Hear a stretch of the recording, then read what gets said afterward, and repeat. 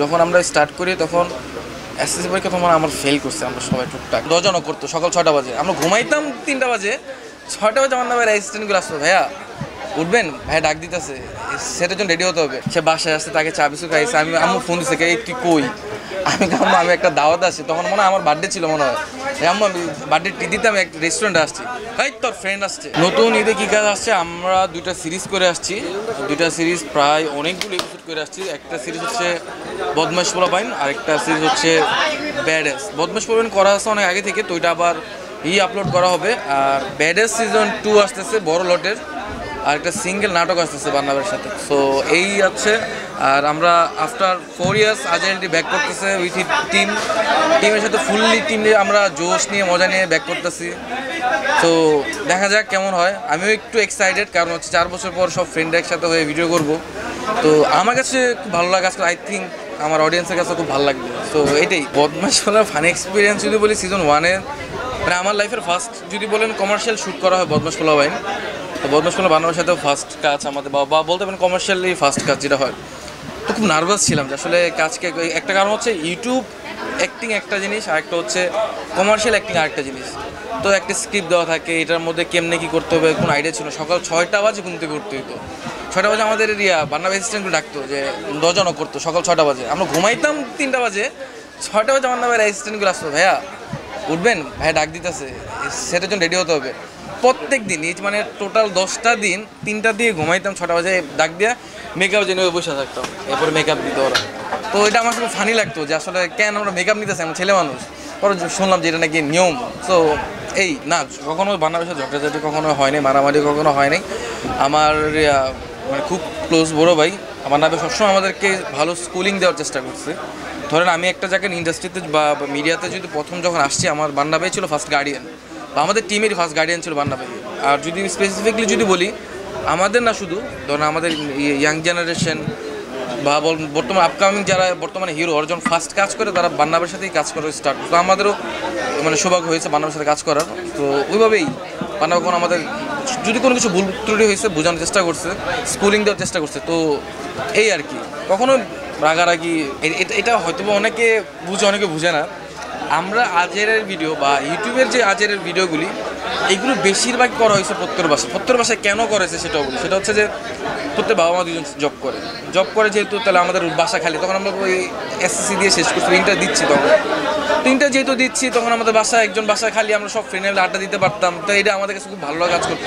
Video যখন হয়তো প্রত্যেক আড্ডা দিতাম। আর আমরা সব ছোটোবেলাতে নারায়ণগঞ্জে বড় হয়েছি, তো কোনো মানুষের ডিস্টার্বিংয়ের কোনো সিস্টেম ছিল না। কিন্তু ওদের সাথে আমরা চলে ফেলে বলেছি, এক এলাকাতেই চলছি, ওই এলাকাতেই শ্যুট করছি। তো ওরা আমাদের দেখে আর কি এক্সাইটেড বা কী আর হবে। বাট কিছু কিছু বাইরে মানুষ যারা ঢাকা থেকে আসতো অনেক সময় দেখতে, তো ওরা বাসের নিচে দাঁড়ায় থাকতো, জায়গা সাক্ষাৎ হইতো এই টুকটা। আপনারা যখন বাইরে শুট করতেন, শুট করার মধ্যে কোনো অডিয়েন্স কি আছে পাগলামি করছে? হ্যাঁ আছে তো, অনেক পাগলামির আছে। তো আমার যে কোনো একটা শেয়ার করবেন। একটা শেয়ার করে, আমি তখন ইন্টার ফার্স্ট ইয়ারে তখন পড়ি। আমি প্রথমগুলোই মনে হয়, এখনকার দিনে তো মানে রাগ করে কিছু। এখন ধরেন আলহামদুলিল্লাহ ভালোবাসা মানুষের অনেক। সো স্টার্টিং দিক দিয়ে এইগুলো তো আমাদের ইচ্ছা ছিল যে মানুষ আমাদের পিছিয়ে থাকবে বা আমাদের কথা বলবে।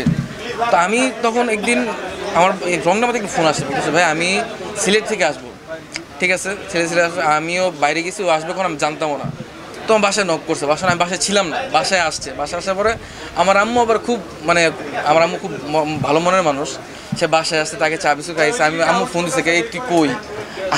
আমি একটা দাওয়াত আসছি, তখন মনে হয় আমার বার্থডে ছিল মনে হয়। আম্মু আমি বার্থডে টি দিতে আমি একটা রেস্টুরেন্টে আসছি, ভাই তোর ফ্রেন্ড আসছে। আমি ফ্রেন্ড? আমার সব ফ্রেন্ড তো বার্থডে এদিকে, ফ্রেন্ড কোথা দিকে আসবে? কয় দেখ কথা বল। পরে আমি কথা বললাম, বলছি ভাইয়া আমি সিলেট থেকে এই অমুক আমি আসছি। আমি কম আচ্ছা তুমি আসছো ভাইয়া, আমি তো রেস্টুরেন্টে আসছি, এক কাজ কর তুমি কিছুক্ষণ পরে আসো। ভাই কোথায় আছেন বলেন। আমি বলছি আমি এই জায়গায় আসি। ঠিক ওই ছেলেটা ওই রেস্টুরেন্টে আসছে। হ্যাঁ ভাই কী অবস্থা? আমি হ্যাঁ ভালো। তো ছবি তুলবো? কয় না বল ছবি তুলবো না। আমি কি তাহলে কেমনি ভাই কথা বলতে আসছি? আমি কথা তাহলে বলো। ভাই একটু পরে একটু ঘুরে চলে গেলো। আমি বুঝলাম, পরে ফোন দিচ্ছি আমার 2 দিন পরে, ভাই কথা বলার জন্য আসছি। আমি কিন্তু কথা বলো না কেন? ভাই লজ্জা পাইতেছিল। তো এই আর কি, আমার কাছে খুব ফানি লাগলো যে ও আসলো, কথা বলো না, ছবি তুলো না, দেখা করে চলে গেল। সিলেট থেকে আসছে ছেলেটা, 2 দিন ছিল নারায়ণগঞ্জে একটা হোটেলে জাস্ট আমার সাথে মিট করার জন্য। সো ওর জন্য খারাপ লাগছে। যদি তুমি আমার ভিডিও যদি দেখে থাকো তাহলে আবার ভাই আসো, দেখা হবে না। তো হচ্ছে যেটা কখনো আমাদের ইউটিউবিং স্টার্ট করার প্ল্যানিং ছিল না, বা এত বড় জায়গায় আসবে এটা আমাদের মানে কল্পনা কখনো করি টু বি অনেস্ট। যখন আমরা স্টার্ট করি তখন এসএসসি পরীক্ষা তখন আমরা ফেল করছি, আমরা সবাই টুকটাক ফেল করছি, সব মুড অফ। তা আমরা ছোটোবেলাতে কখনোই রাস্তাঘাটে বাইরে বেরো ওখানে আড্ডা দিই। আমরা একজন আমার বাবা মা খুব সিকিউর ফিল করতো যে ঠিক আছে ও প্রত্যয়ের বাসায় আছে, প্রত্যয় আমাদের বাসায়, তো বাবা মা খুব চিল ছিল। তো আমরা বড় করে বসে আড্ডা দিতাম। পরে আমাদের তখন একটা ফোন ছিল প্রত্যয়ের আর কি, নতুন একটা S20 না কি জানি একটা ফোন ছিল তখন, ব্যাক ক্যামেরা খুব ভালো। তো বলতেছে যে চল আজকে একটা ভিডিও করি। হ্যাঁ চল ভিডিও করি। তো প্রত্যেক রিচি মিলে ভিডিও স্টার্ট করে সেই ভিডিওতে করলাম। ভিডিও করার পর দেখি স্কুলের মধ্যে সবাই দেখি বলতেছে যাই ভিডিও খুব ভালো হইতেছে। তো স্কুলে দেখলাম ফেমাস হয়ে গেলাম, যে সবাই আমাদের ভিডিও কথা বলতেছে। সেই জায়গা থেকে আবার বললাম যে স্কুল যেহেতু হইতেছে ভালো, ঠিক আবার ক্যারি করি। তো ক্যারি করতে করতে আস্তে আস্তে আলহামদুলিল্লাহ এই জায়গায় আসছি, আপনাদের দোয়ায় এত বড় জায়গায় আসছি। অনেক অনেক অনেক থ্যাঙ্কস আমাদের পাশে থাকার জন্য, আমাদের ভালো সময় খারাপ সময় সবসময় আমাদের পাশে থাকার জন্য অত্যন্ত ধন্যবাদ। আর যেভাবে ভালোবাসতে চলে আসছেন, প্রত্যেকবার সবসময় আমাদের কীভাবে ভালোবাসা দিবেন, আমরা সবাই সত্যি কথা ভালোবাসা চাই আপনাদের কাছ থেকে। আর এটা আপনারা দিচ্ছেন, এটার জন্য আসলে আমরা সৌভাগ্য। তো থ্যাংক ইউ সো মাচ।